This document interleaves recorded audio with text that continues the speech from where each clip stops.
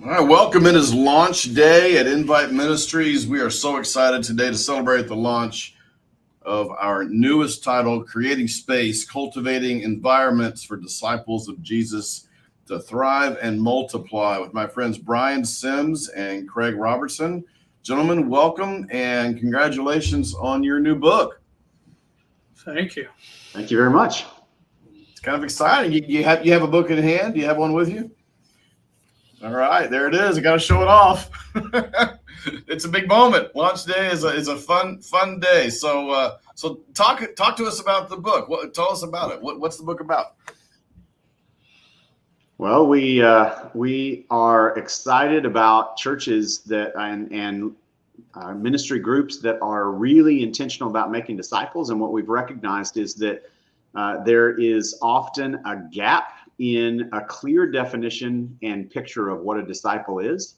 And then how do we go about creating the kind of environments that foster new disciples to be made, as well as foster disciples to grow toward maturity in such a way that they're becoming more and more like Jesus, but also that they have the tools to replicate that in the lives of others, to create the spaces to see other disciples made. And so that's what we're excited about.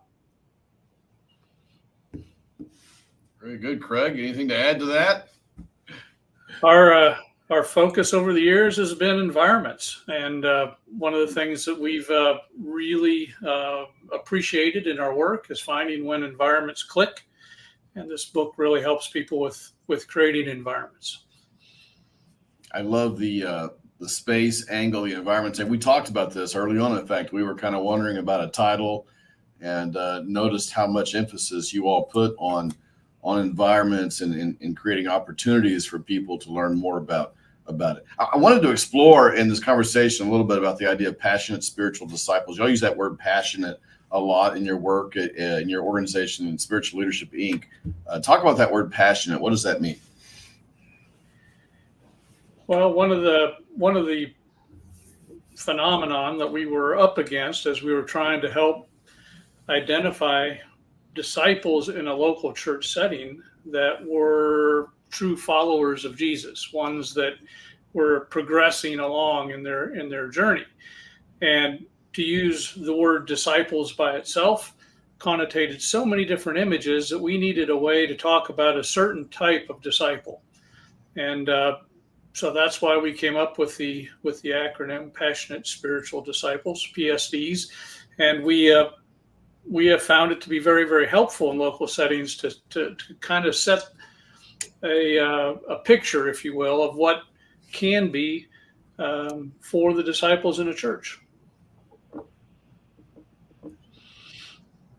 Yeah, as I think about the language of passion, one of the things that we've also recognized is a lot of folks in the local church don't have a sense yet of what their gifts or calling might be. And one of our hopes is that people grow toward living out calling.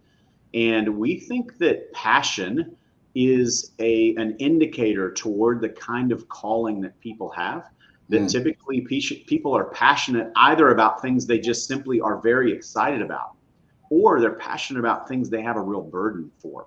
And it's our assumption that many of those passions are things that God has planted in us, and that living out that passion toward a sense of calling is what we're hopeful for in the lives of disciples. This is not merely that we are learning stuff about being a disciple, but that we are actually participating with Jesus in the world, in the passions that God has given us. And we recognize that for certain personality types, passion shows up really exuberantly, like it does with me. Kind of loud and in your face. And for others, passion shows up in a lot more subtle and quiet ways. And yet God has planted passion in every one of us. And it's often a catalyst to moving toward the kind of things that God has called us to. Talking with my friends Craig and Bryan on the launch of their new book, Creating Space. Here it is. One of the things about launch day that we try to do, guys, is to help orient your colleagues, your friends, your fans towards buying on Amazon as of this day. There's the algorithms are kind of mysterious. There's actually several algorithms, I'm told. And one of the goals of this video and of launch day is to try to inch that thing up. We were looking here before the launch show started, that you're in the top 10 on new releases on Amazon for Christian church growth. The higher we can get that today, then the more hopefully that algorithm kicks in and kind of self-sustains moving forward. So if you're watching this today or sharing this, you can pass that along and encourage people to make their purchases today to help that Amazon ranking. I also want to mention, though, that if this book is to be used in a group setting, that we have bulk discounts that will help save on that purchase if you buy through our inviteministries.org website. Talk about that group use. How do you see this book being used in ministry contexts? One of the really fun things about a group that is focused on calling and being a passionate spiritual disciple, as Bryan just articulated, is people's day-to-day life becomes part of the curriculum. It becomes part of the work. And we see eyes just light up when the scriptures, the sermons that they're experiencing each week, their actual walks actually are the theme of their discipleship. And so these environments and group settings help do that. It helps each other be excited and really help each other on their journeys. We originally saw this phenomenon with clergy, as we would bring clergy together and have environments where they could journey together. They could share their struggles and they could share their joys. And those environments just become magical. And that's what we're hoping for everybody. And so that's part of the reason for this being a great group tool. Well, and one of our, as we're hoping in local church contexts, as well as in homes and in as many different variety of opportunities as possible, to see people gathering to walk through this kind of stuff together is really critical in our minds. And one of the reasons is because our spiritual formation, the whole hope of us becoming more and more and more like Jesus, it demands that we do that together with others, that this is not an individual journey that we're taking. And so can we create the space that we can journey together and to be an encouragement for one another, but also sharpen one another? And one of the things that we make a point of in this book is that it's in these kind of environments where groups are walking through, whether formal or informal kinds of groups, walking through this kind of stuff together, that they have the opportunity to be accountable to one another, to growing spiritually, growing relationally, and growing missionally, where we're becoming more like Jesus, we're loving more like Jesus, and we're joining Jesus in mission in the world. And without one another, most of us don't make much progress toward that sort of stuff, even if we intend to.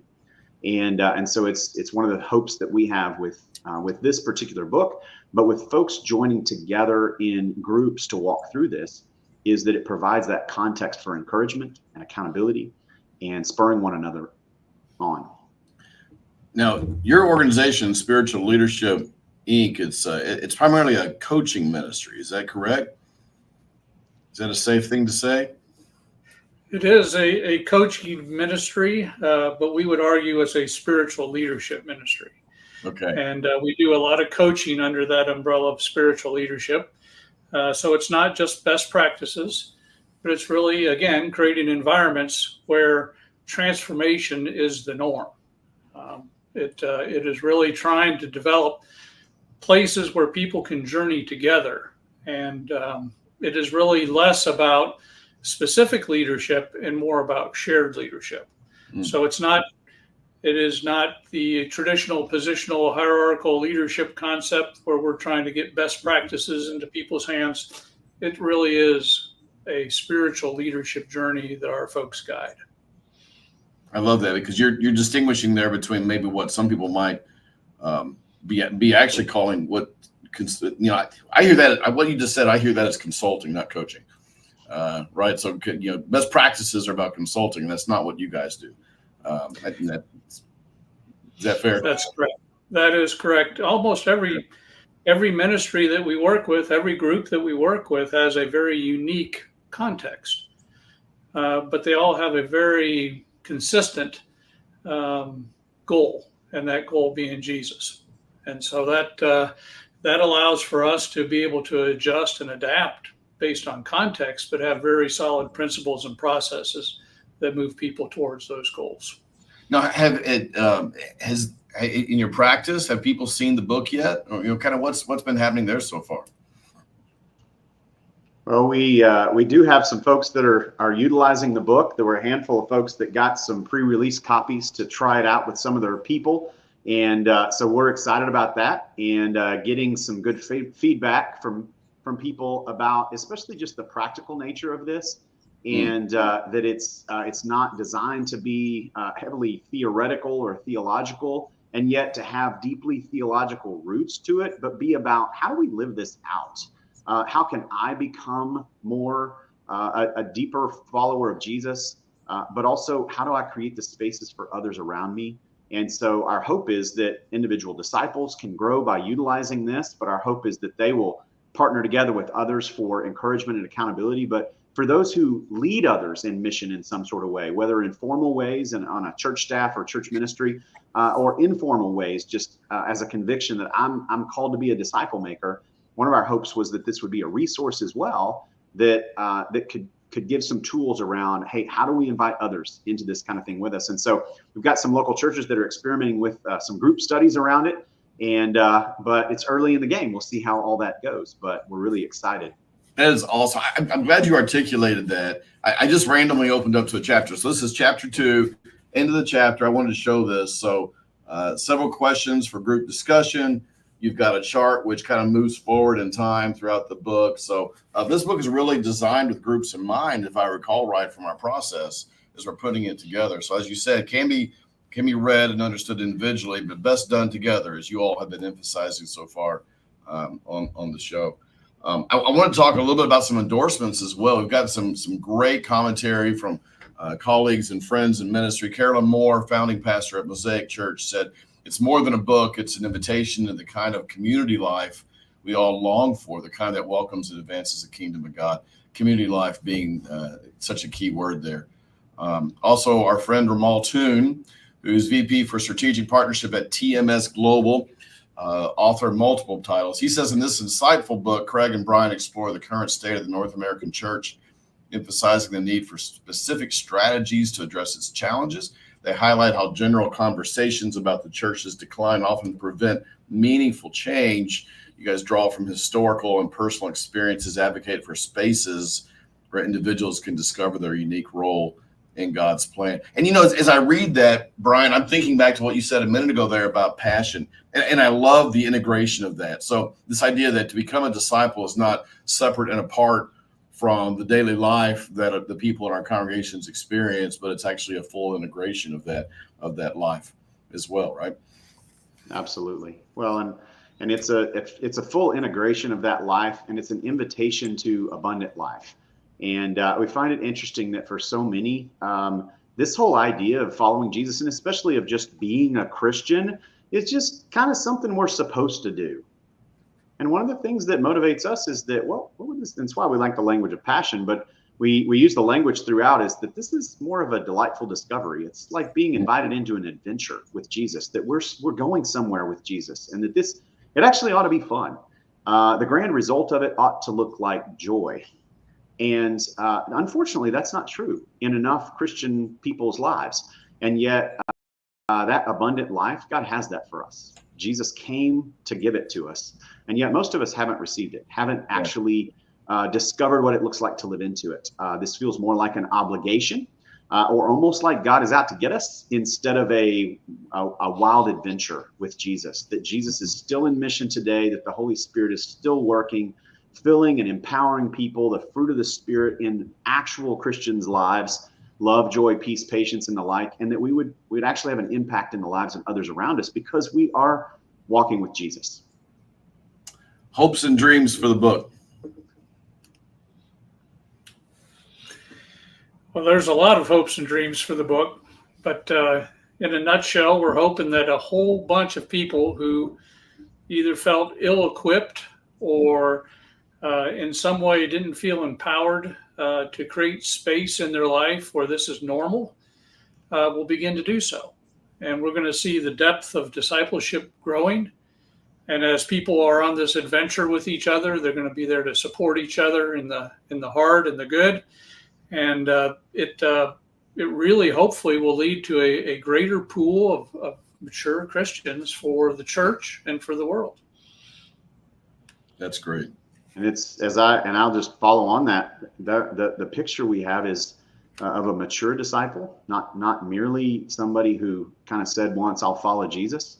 And the hope for me, as Craig just articulated, is more and more and more of that, and that we would see that the impact, the fruit of that in the lives, in real families, in real communities, in real churches, in real neighborhoods, because people are becoming more and more and more like Jesus. It is an honor to work with you all on this book. I want to show it one more time. Here it is, Creating Space. Bryan, you've been here. Our mom ministry, if you will, is St. Andrew across the street. You've been doing some work with us already, and I've seen you in action there. And I just love the work that you both are doing. And I just pray God's blessings on this book and on your ministries, and that the fruit of this will go far beyond our ability to even imagine as we began working on this project together. So thank you for doing this work, and I'm glad to do it with you. Thank you, Lynn. Thank you. All right, Creating Space. Thank you, gentlemen, and happy launch day here from Invite Ministries. Thank you.